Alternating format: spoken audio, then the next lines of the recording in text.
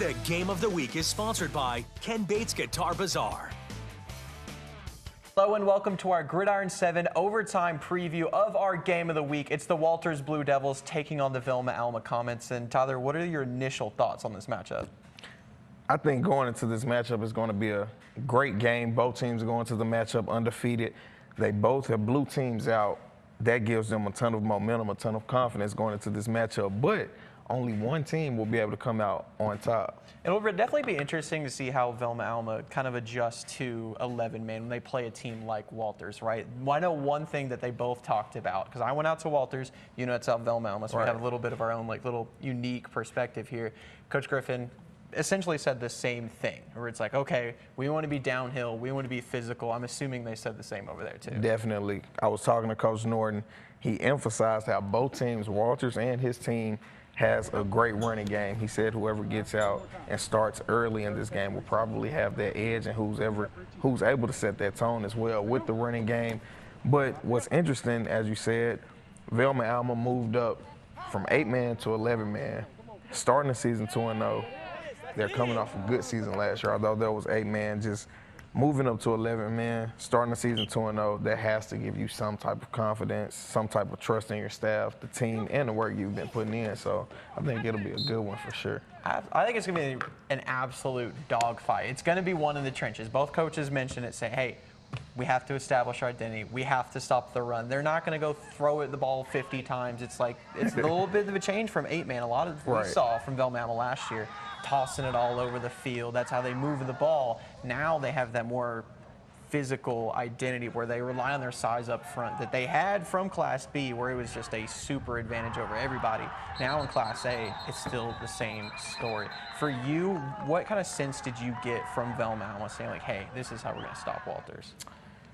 I feel like what I got from just talking to Coach, talking to a couple of the players, one of the players, Riley is his name. Riley. Was it Abshire?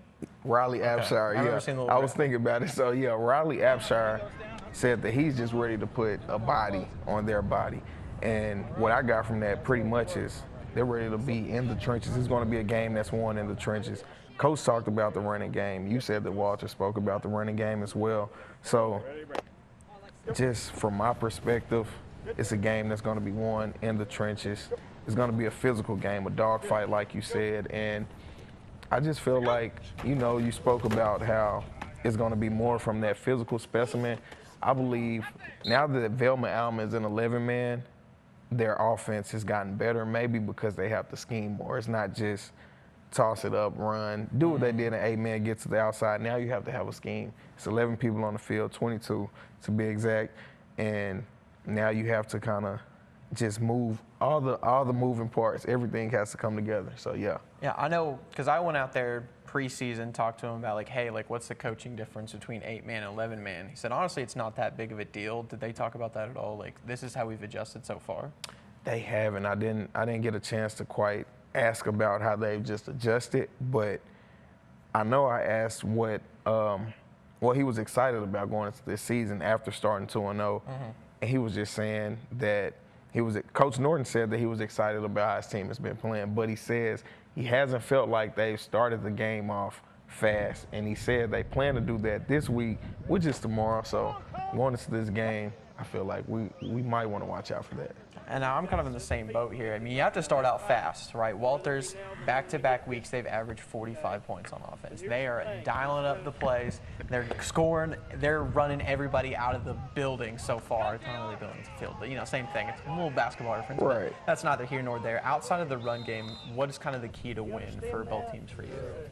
Outside of the run game, I feel like matchups will be the key for Walters. They're under their new coach. I mean, coach has been there before, but that matchup, I feel like the game won't only be won in the trenches, but what coach can out-coach in this game? Which coach will be out-coached in this game? Because both teams know they're going into the game.